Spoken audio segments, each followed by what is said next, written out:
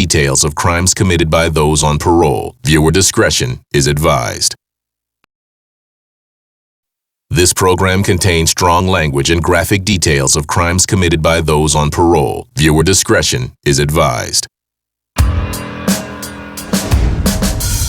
Between prison and freedom lies a world in limbo.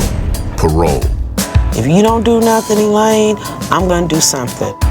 Parolees are released and allowed to re-enter society if they follow the rules. Dude, you gotta go to sex offender treatment. It's the land of second chances. It's your responsibility, Mr. Clayton. I sat in prison for 60 days thinking like what I could have done differently. Their fate rests in the hands of the parole officers, That should tell you, this is serious. whose tough love will guide them to redemption The buck stops with you. or send them right back to prison. It's a world of hope and fear.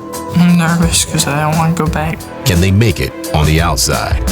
You sitting up here getting high and and then what?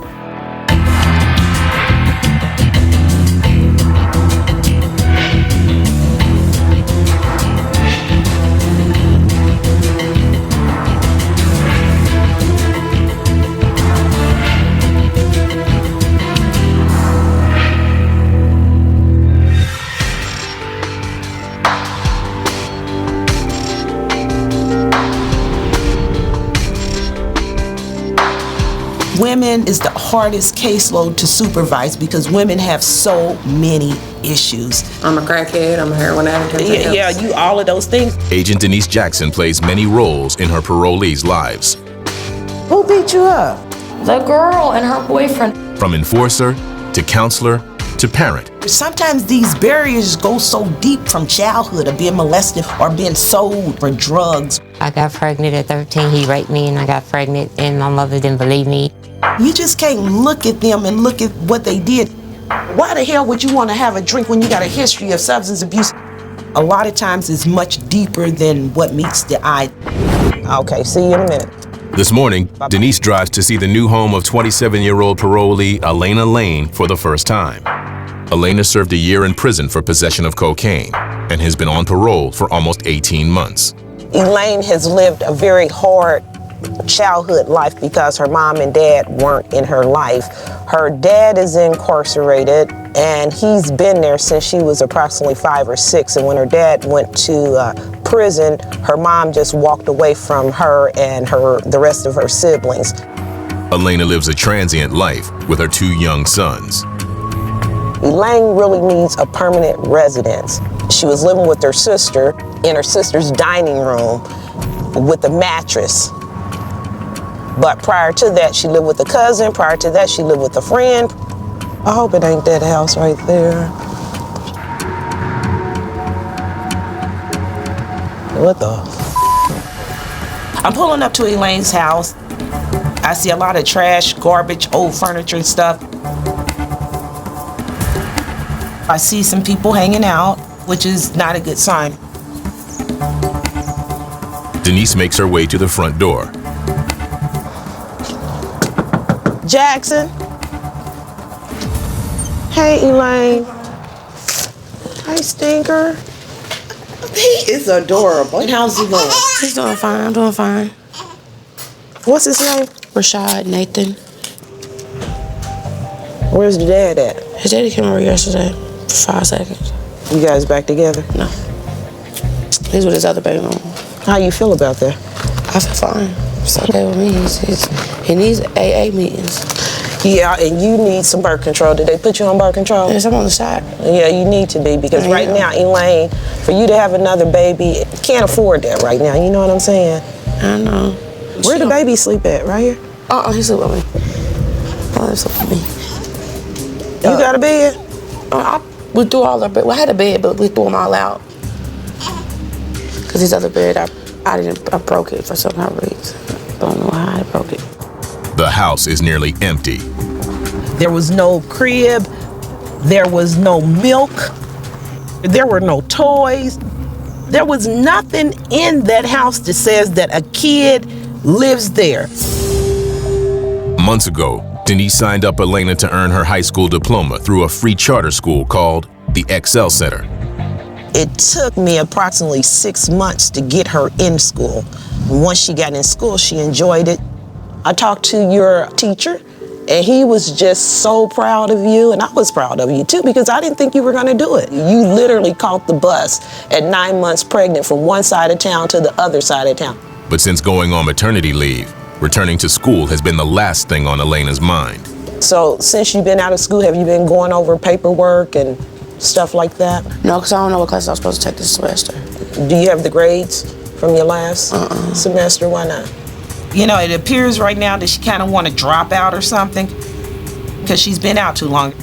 Every time I say something to her, oh, we're out of school or we're doing this or so and so. No. We're going back to school. The Excel Center also helps with employment, childcare, and housing. All of the things Elena needs immediately. If you stick with the program that you're in, you're going to be able to have housing. Even though you're not working, you're going to get housing because you're in school, okay? Going to school is going to change her life. If she gets that high school diploma underneath her belt, then she can do anything she wants to. She just has to stick with it and understand how important it is for her children and herself. Okay, I'm going to see you at the end of next month. That's going to give you enough time to check out the child care and work on something for housing. Okay.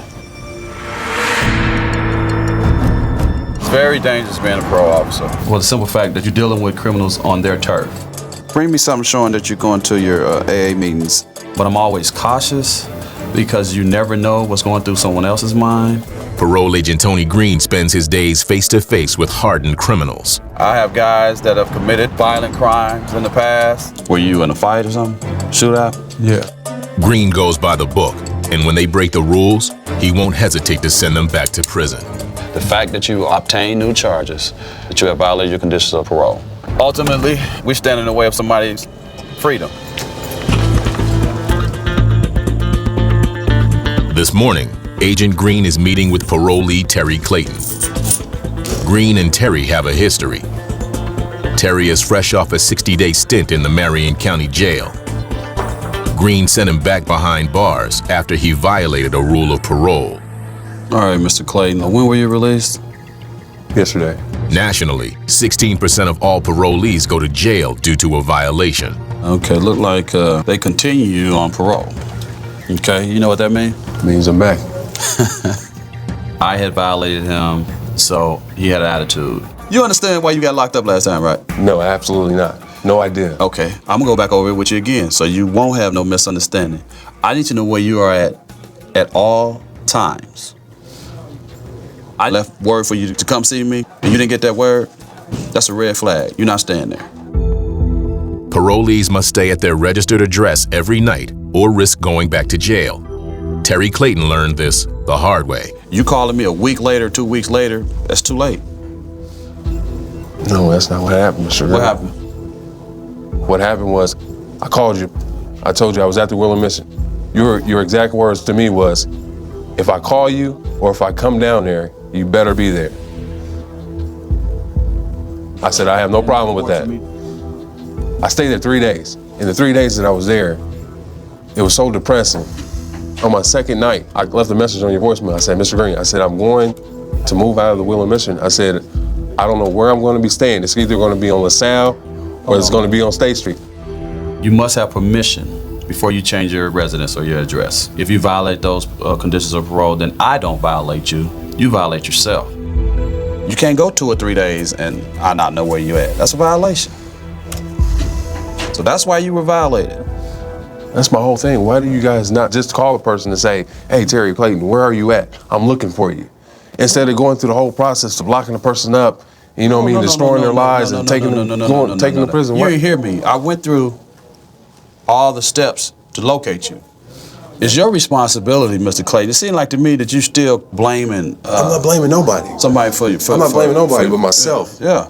I'm saying what I could have done differently. I sat in prison for 60 days thinking like what I could have done differently. The main thing, you need to let Mr. Green know where you're at all times. Remember what I said about clients violating themselves? Well, Mr. Clayton doesn't. Did you stay at the Willow Mission last night? No. Coming up on Parole Diaries. Look at this. You have nothing that says that a damn child lives here. Nothing. Sitting up here and just coming up with crazy stories is only gonna get you locked up. And later, I mean, I hear voices all the time. I see my mother all the time. It seems like I'm never thinking everything is fine. Indianapolis parole agent Gerald Carter has a worrisome caseload. They're all sex offenders. Have you had any contacts with children? I'm always sitting home wondering if he's staying here or if this was true. And then sometimes you think, well, maybe he is telling the truth. If it happens again, you're gonna get violated. How you doing, Marsha? It's Mr. Carter from Parole. This morning, Carter is on the phone with an Indianapolis Board of Health caseworker. So what's going on with our star pupil? Carter's star pupil is Charles Jessica Masden, a 32-year-old transsexual with HIV. Charles was sentenced to 15 months in prison for not telling potential sex partners about his illness. I got 5.5 months left to deal with Carter. Then I'm done with parole. I did 5.5 years in the joint. I'm having a hard time dealing with him. Each day, I don't know what he's going to say when he comes to seize me. Let's go, man. Charles has been reported to the health department. You get stuff in your pockets. And when that happens, you have to go to counseling for that. The counseling emphasizes the risks of HIV and provides support and treatment information. Basically, he's just not going to his meetings. Carter's also heard unsettling news from other parolees who live in the same hotel as Charles. We've also been hearing that it may have been some type of prostitution going on at the hotel. I have no idea, but this is just not a case that I want to play with. Dude, what you on parole for, man? Ain't you on parole for failure to duty to warn? Yes. Charles was having sex with people and not letting them know he has HIV. And isn't part of that you have to go to these meetings? Yes. Why did I call you down here, man? Missed 2 days of counseling. Charles, hey, man. You missed on the 20th, the 29th, I called him to schedule because I had another appointment. What appointment? The counseling and Which Psalms. one? Psalms. Psalms and the counseling. The Sex Offender Management Monitoring Program is what we call SOM program. Every sex offender that's released from the Department of Corrections in Indiana has to attend treatment. I thought that one was on the 4th. I thought that one's on Wednesday. Put it down on the calendar for Wednesday. That's I ended up missing it because I missed the day. So why was you trying to call people and reschedule it if you saying you had 2 meetings on the 3rd? It's clear that Charles was trying to confuse me and manipulate me, but I had already spoke to the therapist and to the health department. Dude, you gotta go to sex offender treatment. And you know where you needed to go to? Right down the street from your room. You couldn't go there though, right? Because you was busy? I have transportation down there. I'm having problems with transportation. This is where you are gonna end up getting violated. You saying, Carter, I had to go to one of them, right? That's what you're telling me, right? You didn't go to neither appointment. When you at the end of the rope and your freedom is about to get snatched away from you in front of your eyes, that's the time you start telling the truth. Charles is trying to stay out of prison. He's trying to manipulate the dates, but it was pretty obvious that he was playing games. Let's do that again. Which one did you go to? Which appointment did you make on the 3rd? I made a mistake. Neither. But neither? Neither. So how you think that makes you look? Bad. That should tell you this is serious. Parole agent Denise Jackson is on the road for another visit with 27-year-old single mom, Elena Lane. Elaine just had a baby.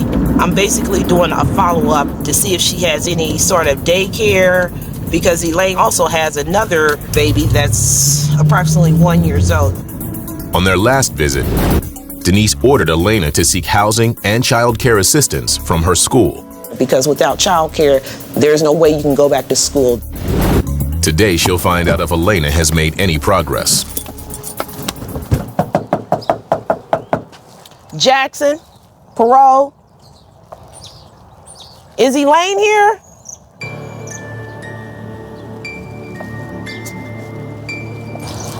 Hi, good morning. How are you? The place is a mess. Food everywhere, dark, dingy. Looks like a haunted house inside. Once inside, Denise must quickly get a handle on the situation. Well, how many people are in the household? Her Rui's cousin and my baby daddy and Shirley.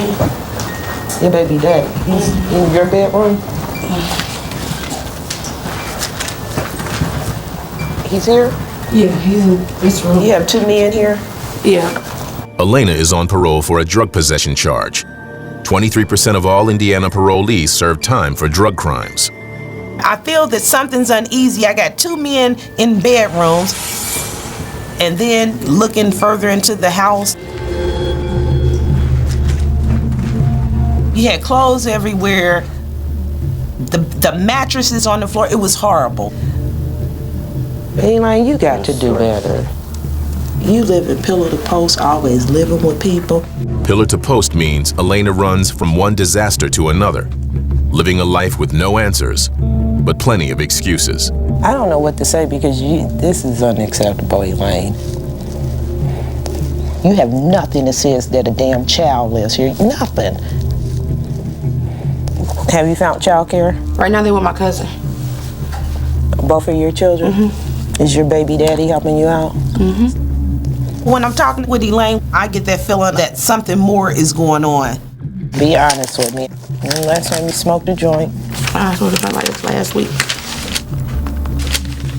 What else do you use?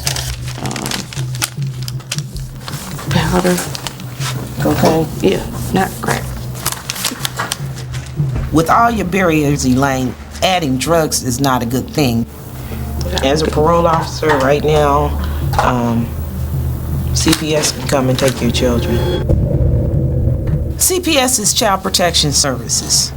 And right now, her getting high, this is calls for CPS.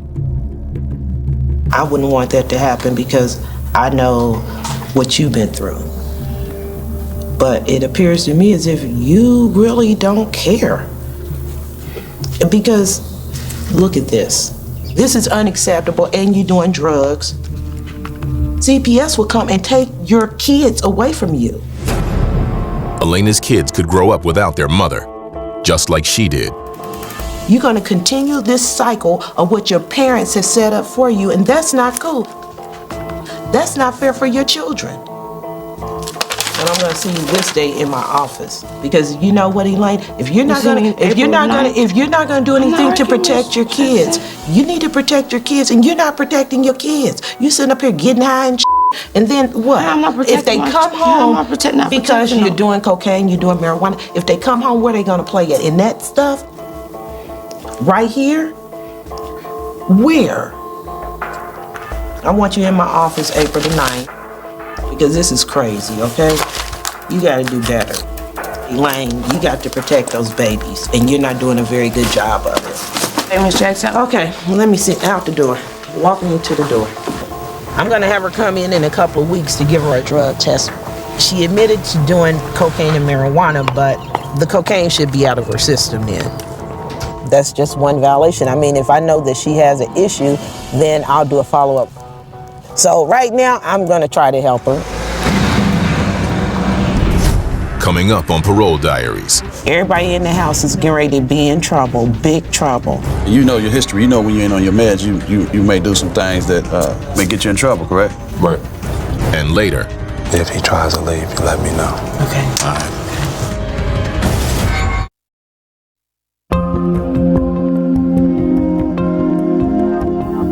It's been 1 week since parole agent Denise Jackson met Elena Lane at her house. Last week when I conducted a home visit at Elaine Lane's home, the house was totally a wreck. She admitted to me that she had been using drugs. Cocaine? Yeah, not crack. Come here, Elaine. Today, Denise is giving her a drug test, otherwise known as a drop. I told her that I was going to do a drug test on her when she reports in today. So it ought to be interesting to see what she has in her system. What's in your system today? Hydrocodone, and I just got this last. Yeah, I know you just got both of them all of a sudden. I was my tooth pulled. I was in pain. Did y'all hurry up now? I'm coming, sis.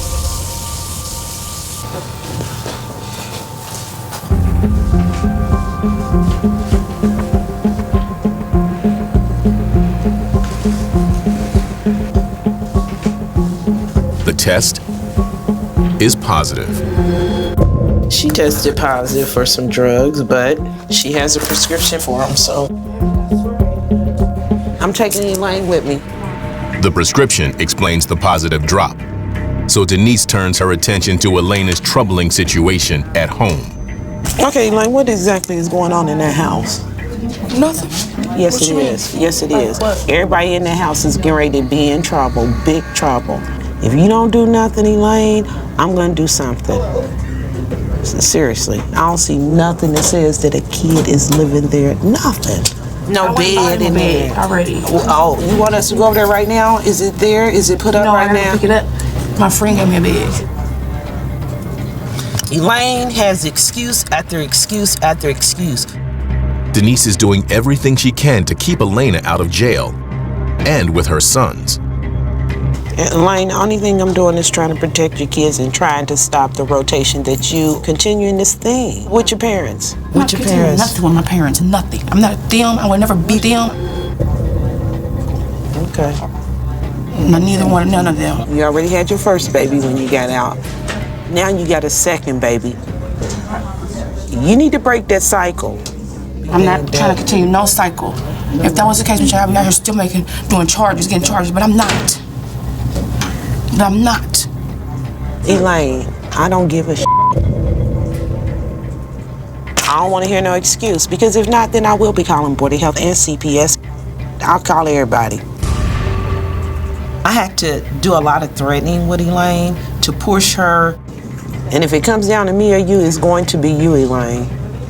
I'm going to do another home visit. And when I come over there, it better be a damn bed up there, and I mean that. It better be looking like a kid lived there, and the house better be clean. Now, I'll be there Friday, okay? 36-year-old Terry Clayton was sent to jail once for not staying at his registered address. Now, Terry might find his way back behind bars for the very same offense. Did you stay at the Willow Mission last night? No. You must have permission before you change your residence or your address. Agent Green faces a choice. He can send Terry right back to jail or cut him some slack. Okay, tell me a little bit about this house. You got rooms, is it an apartment, home? You hadn't been there yet? Yeah, I've seen it. You went there last night? I've seen it, yeah. That's cool. I mean, I ain't gonna lock you up. I mean, we gonna work with you. All right. We're gonna work with you. I'm waiting for this door to come over. That's why. I gave Terry a break due to the fact that after talking with Terry and explaining to him my point of view, he seems to accept responsibility for his violation. Where's your family? My mother's deceased, and I never knew my father. Okay. I see they got a note in here about the substance. You seen a counselor there for mental health? Yeah. And were you diagnosed with anything? Yeah. What was it? Paranoid schizophrenia. You on medication for it? Not currently, no. I have a phobia of taking medicine that's in prison. I got an allergic reaction for some medicine that I took in 2009 that locked up my joints. And I don't want to take no medicine in prison. Sometimes if they're not on their medications, then they have a lot of paranoid thoughts. You know, they ask you questions like, do you hear voices or do you see things? Mm-hmm. You know what I mean? I hear voices all the time. I see my mother all the time, you know what I mean? Yeah. How long your mom been gone? 2010. Okay. I noticed from talking with Terry, he would ask the same questions over and over again, just seemed very insecure and was very worried about violating again. Green now understands the root of Terry's problems. This is what I want you to do. Follow up with your treatment. If they prescribe you medications, then you're gonna have to get on your meds. Right. I will get stipulations for them to make sure you take your meds, stuff like that. 'Cause you know your history. You know when you ain't on your meds, you may do some things that may get you in trouble, correct? Right. All right. Next week, make sure to bring in your evaluation from Midtown or your assessment. All right, I'm gonna see you next week on the 17th. All right? All right. I don't even want to spit on the ground to go back to prison. He said I got 4 months left, so I'm gonna do everything I can to get past these 4 months so I can get this leash off my neck, because that's what it feels like. Every time I go somewhere, they're yanking on me. You know, so by the grace of God, I hope I can get off of it. Coming up on Parole Diaries. Based on the nature of his offense, I would get a warrant. It's never too late to build that relationship, man, with the child. I mean, that's your flesh and blood. And later. You have control of changing your life.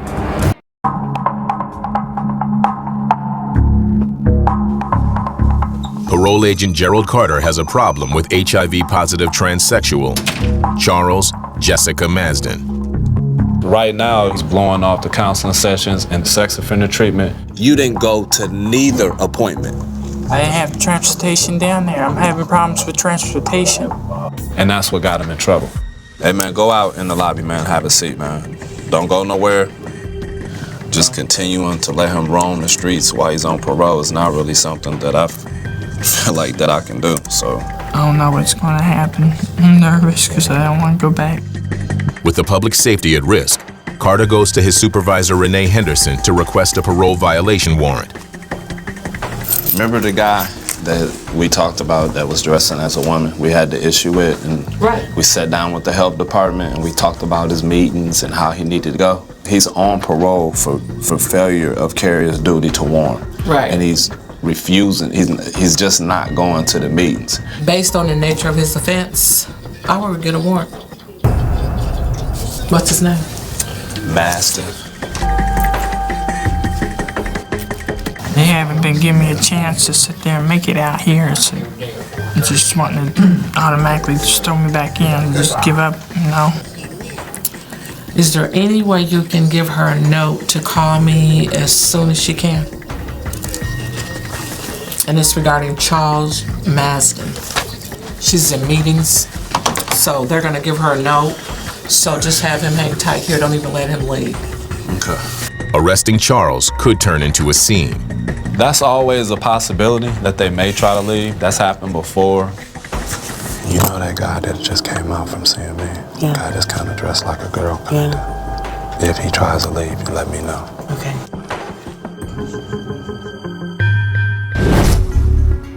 Parolee Terry Clayton has been out of the Marion County Jail for 4 weeks, and he's trying to readjust to life on the outside. Tell me again about your mental health appointment, Midtown. When is that? The 26th.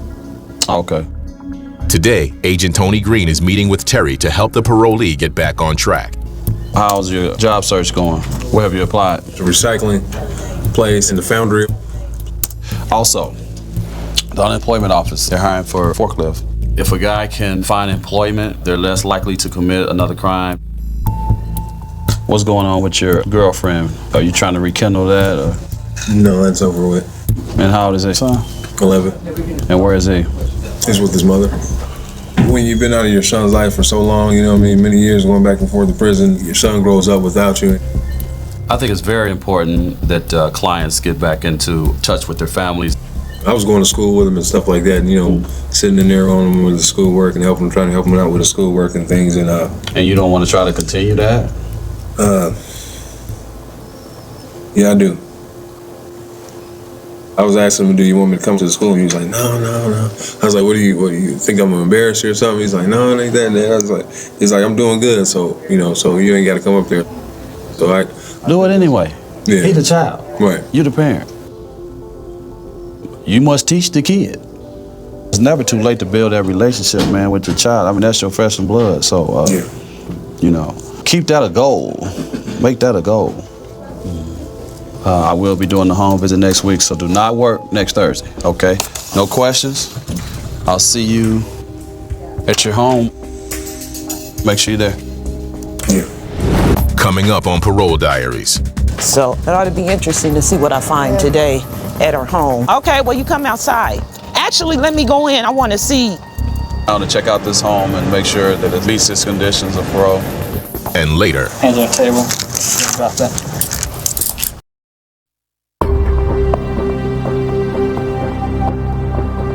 it's been 1 week since Agent Denise Jackson got into a heated exchange with parolee Elena Lane.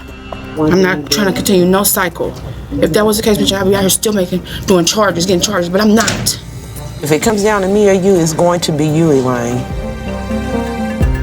This morning, she discusses the case with fellow agent Nicole Alexander on her way to another home visit with Elena. I went to her home, and there was nothing in her home that says that kids were there. Elaine had her counselor contact me. Think about violating her? No, you got to give the counselor enough time to assist Elaine with housing and child care. Elaine's counselor at the Excel Center, a program that Elaine is in to get her high school diploma, assured me that she will assist Elaine with housing, child care, and furniture for her children. Denise is hoping this visit will bring dramatic changes. As I walk up, the trash was gone. The yard was clean. That's a good sign. Okay, well, you come outside. Actually, let me go in. I want to see. Looks good in here. Cool beans. I'm pleased with Elaine because she did come through. It was like a whole different house. Okay, let's step outside.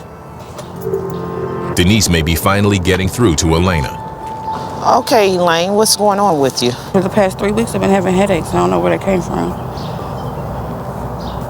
Have you been to the hospital lately? I haven't went yet because I was trying to get everything together for you and stuff. Yeah. I just want to make sure that she's okay. She's too young to be having headaches. Elaine, my thing is if you're feeling sick and something's going on with you, you need to get that checked out regardless, because at the end of the day, you're still a mommy. You need to be healthy for them. Don't sit around here and just be sick. I don't have a solution for Elaine. I just hope that if I stay on her enough that she will want this. She would want to have a better life for her children. The buck stops with you. You have control of changing your life and not, end up like your mom or your dad or doing all that little crazy stuff. You don't want your kids growing up the way you grew up. No. So you got to stop it, Elaine, and I want you to try really, really hard. I'm going to see you in a few weeks. I want something saying you went to the hospital. Bye. You're okay. You're okay. Whatever's going on, this is a turnaround from the last time that I've been inside the household.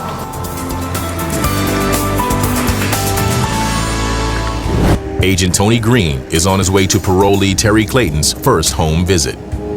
We are about to see Terry Clayton. He has been working with a friend of his doing some landscaping, so he's able to earn a little cash. And then he's also been applying for employment.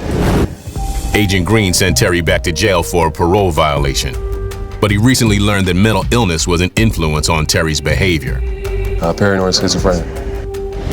Green is determined to help him make the most of his second chance at parole. I want to check out this home and make sure that it's meets its conditions of parole. Terry, you sleep up here by yourself? No, there's 2 other guys that live here with me. My room is a little dirty right now. And then how are you paying rent? Well, like I said, I do odds and ends with like the tree service. But odds and ends aren't employment. Terry needs to do more. What you been doing as far as employment? I put an app over there at Boost Mobile. They got a now hiring sign up for a sales rep. Okay. And then I put in an application at Mickey D's. It's a job. I'm sure. I'll tell you, like I tell all my younger guys, it doesn't matter where you get a job at. If you're going in with the mentality that one day I might be mopping floors and cleaning toilets, but the next day I might be doing the hiring. You had that attitude, you'll be successful. I went to Midtown and they gave me a paper to give to you. It's just letting you know that I'm in compliance with my mental health treatment. Terry is finally accepting treatment for his paranoia. Terry Clayton seems to be doing well. After him going and getting his medications, I noticed that Terry seemed like he was back to normal. So I won't see you until a month from now, and then he'll be at the office. All right, man. You ready for that? Can you handle that? Yeah. Agent Green decides to see Terry less often, a sign that a parolee is moving in the right direction. Terry Clayton started out a little bumpy at first on parole. After me talking with him more and more and letting him know that I understand, he opened up a little bit. Now he seems to be on the right track. When I was younger, I did stupid things, you know. I robbed people and just had no regard for another human life. There's a quote that says, if you live life and done nothing to better the human condition, you should be ashamed. So I want to do something that's going to help the human condition. It's going to help the next man get on his feet while I'm getting on my feet. 2 weeks after their last home visit, Denise Jackson is scheduled to meet Elena Lane in the parole office. I've been waiting on Elaine all morning. She hasn't made it. Elena's turnaround may be short-lived. Coming up on Parole Diaries. Okay. Will I be able to make a phone call at my ex-boyfriend? I'm gonna look outside, see if she's out there.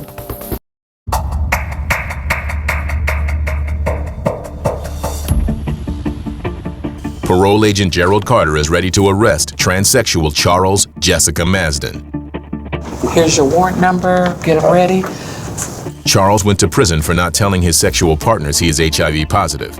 Once released, he violated his parole by skipping mandatory counseling and treatment. Charles just does not want to go to treatment for a sex offense or for the HIV counseling, and that's a pretty serious offense, so we just went ahead, got the warrant.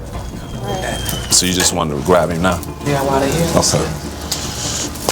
Come on, man. To the chair.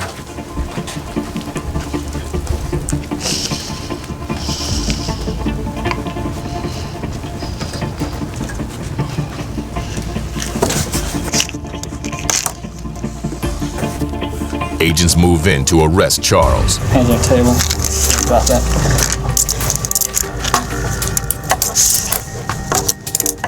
Will I be able to make a phone call at my ex-boyfriend? So you ain't got no click call. Not until you get to where you're going. Stand up. You got anything that's gonna stick us in your pockets? You got anything in your pockets? Cigarettes. How many jackets you got on? 2. I'm cold-blooded. Okay, come on over there so we can sign up. See, they're out there, so we're just gonna swap cuffs.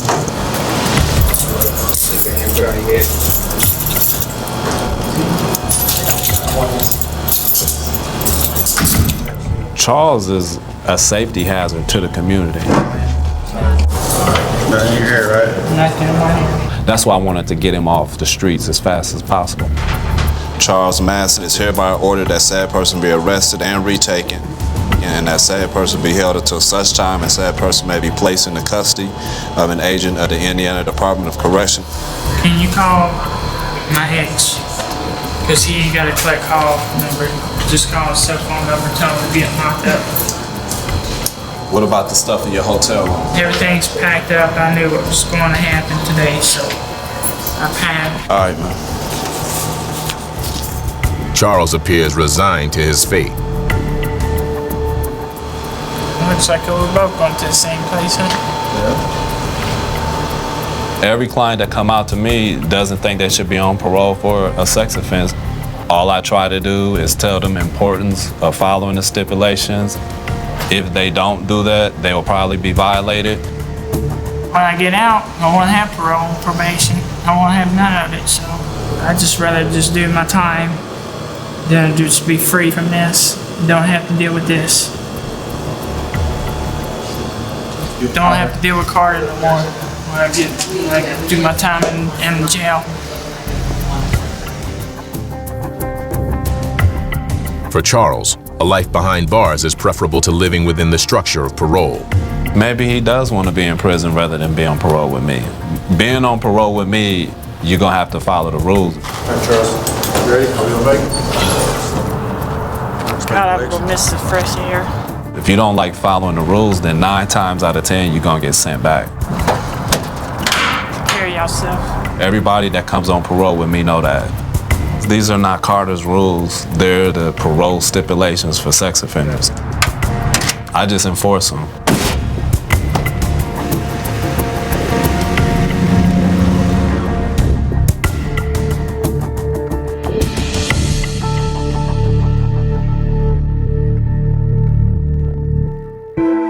It's been 2 weeks since Agent Denise Jackson laid down the law with parolee Elena Lane. You shouldn't be 27, 28 years old walking around here having migraines for no reason. You're gonna slump over and die.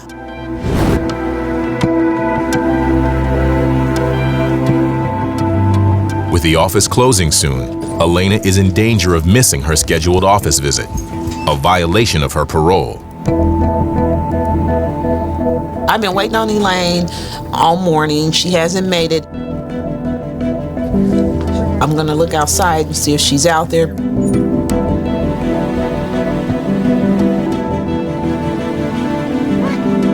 Man, you look cute. Who brought you up here? The bus. Elaine shows up. She's smiling. She's happy. This is the Elaine I like to see. You did go to the doctor for your headaches. Yeah. He said he wanted to try this first. Went to the doctor, get my medicines, take care of what I had to take care of my business. Elena is also off maternity leave and back in school. When do you graduate from this program? Hopefully like in August. This August? Yeah. You graduate this August. I'm coming. I'm excited that she's back in school. I'm excited that she's on her medication. She has networked with her counselor at school, and her counselor did assist her with getting baby clothing and a baby bed. And when she gets her high school diploma, I want to be there when she gets it. We still have a lot of work to do, but as long as she's doing her part, then I'm gonna do my part to make sure that she's successful. And she's gonna be one of my success cases.